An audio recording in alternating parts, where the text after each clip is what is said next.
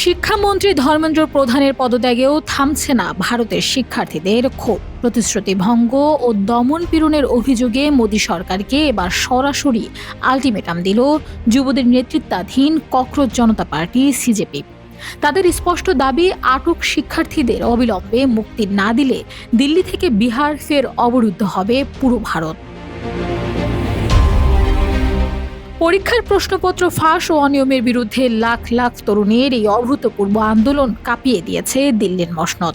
মোদী সরকারের ইতিহাসে প্রথম কোনো জ্যেষ্ঠ মন্ত্রীকে চাপের মুখে পদত্যাগ করতে হলো। কিন্তু এই জয় উদযাপনের আগেই নতুন সংকট সামনে এসেছে সরকারের দ্বিমুখী নীতি।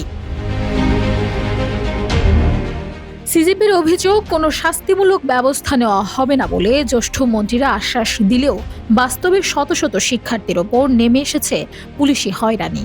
দিল্লি, আসাম, বিহার, এমনকি নতুন করে বিজেপি শাসিত পশ্চিমবঙ্গেও কঠোর ধারায় মামলা দেওয়া হয়েছে অন্তত 100 জনের বিরুদ্ধে। পরিস্থিতি এতটাই উত্তপ্ত যে শান্তি শৃঙ্খলা রক্ষায় বিহারে আন্দোলনকারীদের লক্ষ্য করে অ্যাসল্ট রাইফেল ব্যবহার করায় এক পুলিশ কর্মকর্তাকে বরখাস্ত পর্যন্ত করতে হয়েছে। এভাবেই কোটি কোটি মানুষের ঘরে দেশ জুড়ে ফ্রিজ একটাই, ওয়ালটন। এই অন্যায়ের প্রতিবাদে স্বেচ্ছার হয়েছেন সিজেপির শীর্ষ মুখ নেহা বোরা। রাজ্যগুলোতে ঘুরে ঘুরে প্রত্যাহার করাচ্ছেন ভুয়া মামলা। পাশাপাশি সৌরভ দাসের নেতৃত্বে গঠন করা হয়েছে আইনি তহবিল, যাতে কোনো আন্দোলনকারী একা লড়াই করতে না বাধ্য হয়।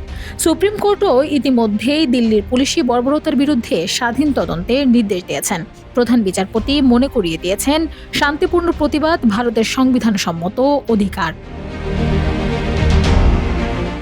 প্রতিশ্রুতি ভঙ্গের এই খেলায় মোদী সরকার কি আবার নতুন আন্দোলনের দাবানল চালাবে, নাকি শিক্ষার্থীদের দাবি মেনে শান্তিপূর্ণ সমাধানের পথে হাঁটবে?